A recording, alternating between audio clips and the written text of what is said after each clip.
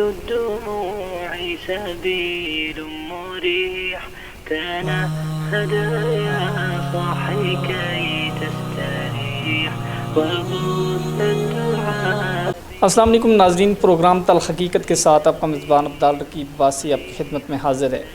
ناظرین کرام، جیسا کہ آپ تمام دوستوں کو علم ہے کہ ہمیشہ تلخ باتیں، تلخ چیزیں اور نئی نئی شخصیات کے ساتھ آپ کی ملاقات کرواتے رہتے ہیں.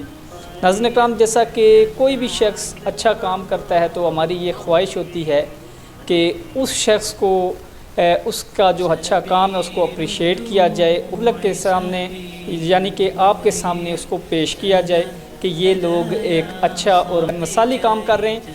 تو ناظرین کرام، اس وقت میرے ساتھ جو شخصیت موجود ہے، اگر مختصر تعارف کرواتا چلوں تو پریشے خان پری جو کہ ایڈوکیٹ بھی ہیں، تو صحافت کے شعبے سے بھی منسلک ہیں، اور ابھی انہوں نے ایک کلینک بنایا ہے. جیسا کہ آئی جی صاحب نے کہا کہ نشہ اب نہیں، تو کچھ ایسے لوگ بھی ہیں جو آئی جی تو نہیں ہیں لیکن اپنے جو فرائض ہیں عوام کی فلاح و بہبود کے لیے، نوجوان نسل کو تباہ ہونے سے بچانے کے لیے جو کردار ادا کر رہے ہیں، وہ یقیناً ایسے لوگوں کو ہمارا فرض بنتا ہے کہ ان کو اپریشیٹ بھی کیا جائے اور آپ لوگ کے سامنے پیش کیا جائے. پریشے خان پری سے بات کریں گے، ان سے جانیں گے کہ پریشے خان پری، السلام علیکم. وعلیکم السلام. تھینک یو عبدال عباسی، سب سے پہلے آپ کے آنے کا اور اتنی اپریشیشن دینے کا. کس کس فیلڈ میں کام کیا؟ میری جو سب سے پہلا جو میری پہچان جہاں سے بنی ہے نا، وہ تو آپ کو بھی پتہ ہے، ساروں کو موسٹلی سب لوگ مجھے جانتے ہیں کہ میں نے اپنا سٹارٹ کیا تھا ریڈیو پاکستان سے، اور تب میں ٹریفک آفس میں، تب میں ایف ای سی میں پڑھ رہی تھی. تو تب مجھے آئیڈیا تھا کہ تھوڑا بہت مجھے ایک چان تھا، میں ریڈیو سنتی تھی اور مجھے خود بھی اس کا شوق بہت زیادہ تھا. جب انسان اچھا سننے والا ہوتا ہے تو اس کا آٹومیٹکلی دل کرتا ہے کہ وہ بولے بھی. تو بولنے والے انسان کے لیے یہ تھوڑا یہ مشکل فیل ہے بولے. میں پہلے 92.4 میں تھی، پھر اپنا جو ہمارا اوپن علامہ اقبال اوپن یونیورسٹی کا بہت اچھا پلیٹ فارم ہے. میں آپ کے چینل کے تھرو اپنی یونیورسٹی کو بھی اپریشیٹ کرتی ہوں کہ وہ ہر نیو ٹیلنٹ کو پروموٹ کرتے ہوتے ہیں. میں نے وہاں پہ بہت سارے لوگوں کو پروموٹ بھی کیا، کیونکہ مجھے کبھی کسی نے پروموٹ نہیں کیا. میں نے جو بھی کیا اپنے آپ کے ساتھ پڑھتی بھی رہی ہوں، وہاں سے مجھے پروموشن ملی، اور تب میرے لیے نئی نئی فیلڈس کی جو ہے وہ ایکسپلوریشن مجھے ملتی رہی ہے. وہاں سے میں ہر جگہ نئی فیلڈ میں جاتی رہی. ماں جی رہب کلینک جو آپ نے بنایا ہے، یہ کیا سوچ، کیا سمجھ کر آپ نے اس کو بنایا ہے؟ عبدال، آج سے نا 1 سال پہلے تک میرا اس کا کوئی سوچ نہیں تھی، کوئی آئیڈیا نہیں تھا. حالانکہ میں نے اینٹی نیٹورک فورس میں ایز اے موٹیویشنل کاؤنسلر کام کیا ہوا تھا. 2 سال سے میں کام کر رہی تھی.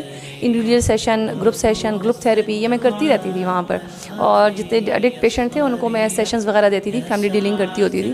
پھر میں نے پرائیویٹ سیکٹر میں بھی کام کیا. لیکن تب مجھے پتہ چلا کہ جب میں ایک فیلڈ میں گئی تو مجھے پتہ چلا کہ لوگوں کے اندر دن بدن انزائٹی، ڈپریشن، ٹینشن بڑھتی جا رہی ہے. لیکن مجھے وہ چیز سمجھ نہیں آ رہی تھی کہ چیزیں ہیں کیا. لیکن جب میری اپنی فیملی کے اندر ایک مس ہیپ ہوا، میری والدہ کی ڈیتھ ہو گئی، تو جب میں خود سائیکوسس میں گئی، دین میرے اوپر برڈن، ایک دم سے برڈن آ گیا. تب مجھے پتہ چلا کہ لوگوں کے اندر یہ نشے کی عادت کیوں بڑھتی جا رہی ہے. کچھ لوگ ہوتے ہیں جن کی ول پاور اسٹرانگ ہوتی ہے، وہ لوگ سہ جاتے ہیں. کچھ لوگ ہوتے ہیں جو سائیکوسس میں چلے گئے. میں خود بھی کچھ ٹائم کے لیے سائیکوسس میں چلی گئی تھی، آئسولیشن میں چلی گئی تھی. میں خود بھی بالکل دنیا سے کٹ آف ہو گئی تھی ایک جگہ پہ. دین میں نے بہت سارے ریسرچ کی.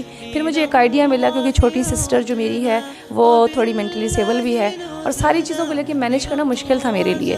دین میں نے سوچا کہ اگر میں ایک گھر سے اپنی سسٹر کی میں کیئر کر رہی ہوں، اور میں اپنے آپ کو، جب میں نے اپنی ول پاور سے خود کو ٹھیک کیا، ول پاور سے میں اٹھی. مجھے کسی نے آگے نہیں کہا کہ پریشے آپ اٹھیں، آپ اپنے موو آن کریں. زندگی اور موت اللہ کے ہاتھ میں، ہم سب نے جانا ہے. لیکن جب میری والدہ کی ڈیتھ ہو گئی تب مجھے کسی نے نہیں کہا، تب مجھے کسی نے موٹیویٹ نہیں کیا.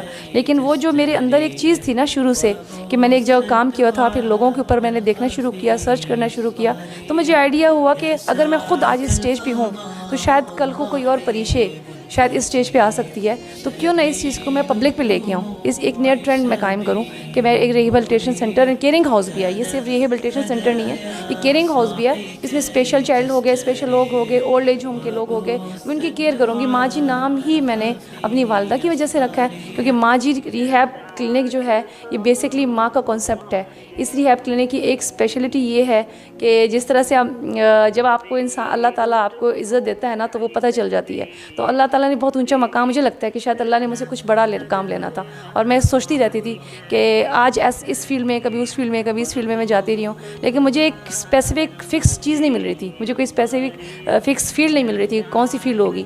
لیکن میں سوچتی تھی کہ شاید اللہ نے بہت बड़ा काम हासिल होना होगा।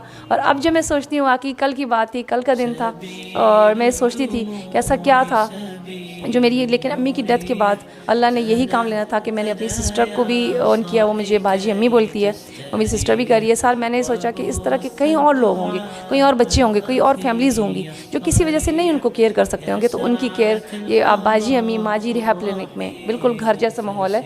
यहाँ पर हर तरह का ट्रीटमेंट, जहनी, नफ्सियाती, साइकेट्रिक पेशेंट, ड्रग ट्रीटमेंट्स, हर तरह के यहाँ पे आपको ट्रीटमेंट मिल सकती है, सहूलियत मिल सकती है। अच्छा, उसके लिए आपके पास स्टाफ मौजूद है, किस तरह आप काउंसलिंग करती हैं? थोड़ा सा तरीक़ाकार बताएं कि जो लोग आपके पास जिनको लेके आते हैं उनको किस ज़रिए से लेके आते हैं आप लोग, और दूसरी बात ये कि उनके लिए आपने यहाँ पे इंतज़ाम भी, क्योंकि आपने माशाल्लाह अच्छा सेटअप बनाया हुआ है, तो इंतज़ाम आपने किया हुआ है, उस हवाले से मुझे थोड़ा तफसीलन बताएं। बिल्कुल अब्दाल, यहाँ पर हमारे पास तकरीबन 5 to 6 बेड का भी मैंने नीचे इनिशियल स्टेज में मैंने सेटअप बनाया हुआ है। उसमें यह है कि जब कोई फैमिली आती है तो ये हमारा ट्रीटमेंट प्लान होता है 3 मंथ का।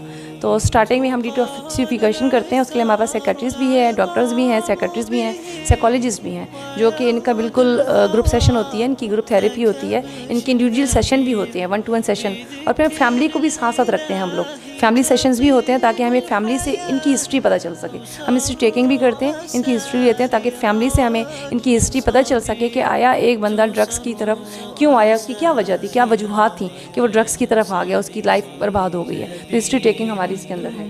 जी नाज़रीन, बिल्कुल हमने बात की परिशे खान परी, जो कि एडवोकेट हैं और सहाफ़त के शोबे से भी मुंसलिक हैं, और अब माजी रैब क्लिनिक जो है वो बनाया है, उसमें एक अच्छा काम कर रहे हैं। जो ख़ास करके नशई अफराद हैं उनकी यहाँ पे उनको लाया जाता है, उनकी काउंसलिंग की जाती है, उनको तमाम उनकी देखभाल की जाती है।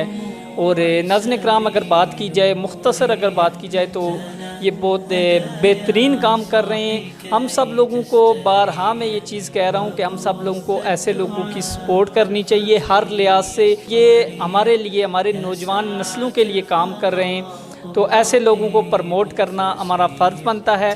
तो नाज़रीन कराम, प्रोग्राम तल्ख़ हकीकत के साथ अपने मेज़बान अब्दाल रकीब बासी को दीजिएगा इजाज़त। इंशाअल्लाह किसी नए टॉपिक के साथ आपकी खिदमत में हाज़िर होंगे। तब तक के लिए अल्लाह हाफ़िज़।